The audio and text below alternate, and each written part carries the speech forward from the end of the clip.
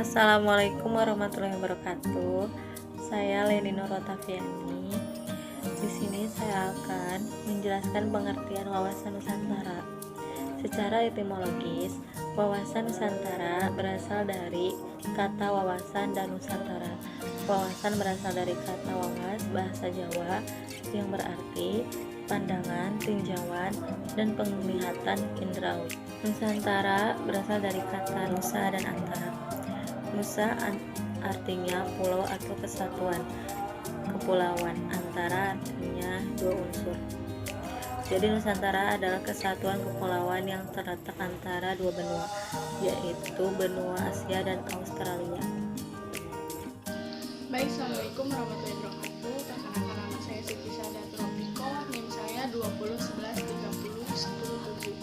Di sini saya akan menjelaskan tentang fungsi wawasan Nusantara. Jadi, fungsi wawasan Nusantara itu sebagai pedoman, motivasi yang didorong serta rambu-rambu dalam menentukan segala kebijaksanaan, keputusan, tindakan, dan perbuatan bagi penyelenggaraan negara di tingkat pusat dan daerah maupun bagi seluruh rakyat Indonesia dalam kehidupan bermasyarakat, berbangsa, dan bernegara.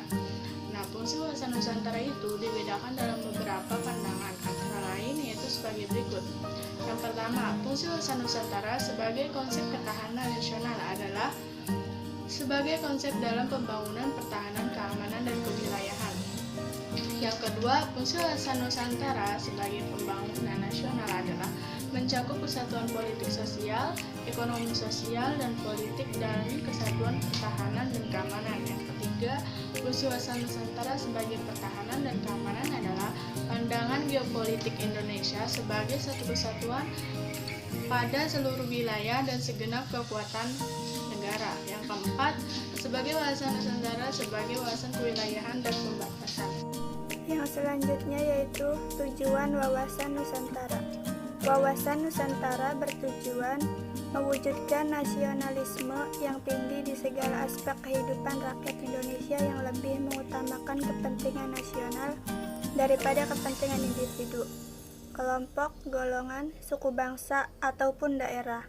Hal tersebut bukan berarti menghilangkan kepentingan individu, kelompok, suku bangsa, ataupun daerah. Kepentingan tersebut tetap dihormati, diakui, dan dipenuhi selama tidak bertentangan dengan kepentingan nasional atau kepentingan masyarakat banyak. Assalamualaikum warahmatullahi wabarakatuh. Perkenalkan, nama saya Ihwanuddin, NIM 2011-390. Di sini saya akan menerangkan yaitu tentang pengertian geopolitik. Kata geopolitik berasal dari kata eko dan politik. Geo berarti bumi dan politik. Politik itu berasal dari bahasa Yunani yaitu politia yang berarti kesatuan masyarakat yang berdiri sendiri negara. Dalam bahasa Indonesia itu politik dalam artinya politik yang mempunyai makna kepentingan umum warga negara dan suatu bangsa. Politik itu merupakan rangkaian asas, prinsip, keadaan, jalan, cara, dan alat yang digunakan untuk mencapai tujuan tertentu. Di sini ada 7 macam golongan menurut para ahli geopolitik.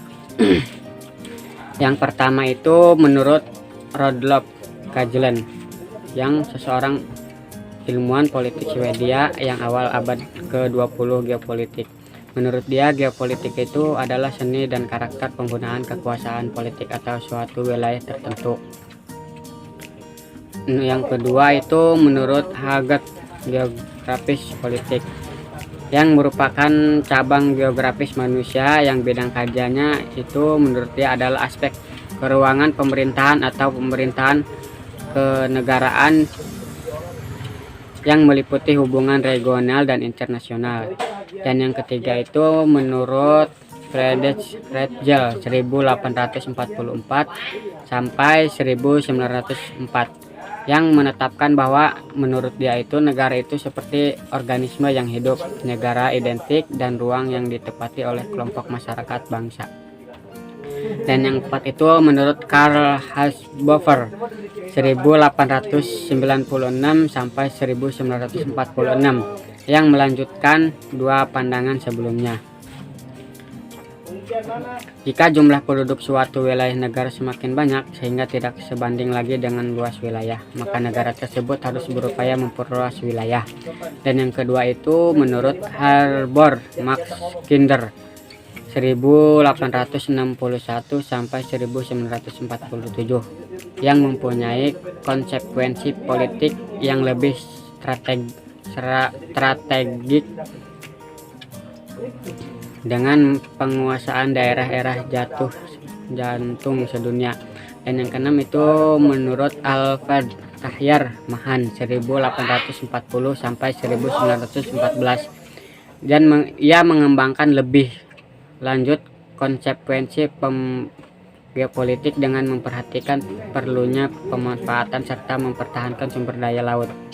Dan yang terakhir itu yang ketujuh menurut Giulio Deobet, yaitu pada tahun 1869 sampai 1930, dan William Michel 1878 sampai 1939.